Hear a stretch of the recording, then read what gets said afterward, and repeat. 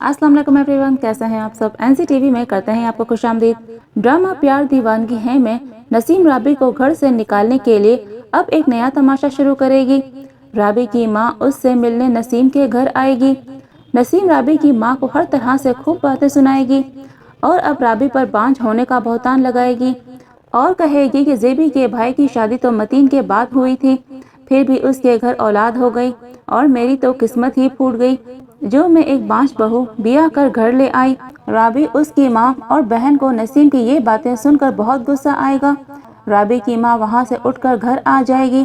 राबी की बहन अपनी माँ से कहेगी कि फुप्पो ने अब एक नया बहाना ढूंढा है राबी का तमाशा बनाने का।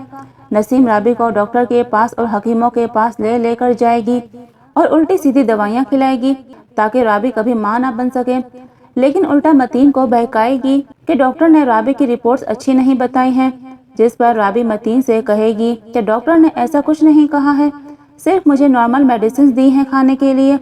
नसीम हर तरह से मतीन को उकसाएगी और अब तो ये ताना देगी कि आखिर क्या देख लिया है तुमने इसमें, एक औलाद तो दे ना सकी वो तुमको और क्या देगी।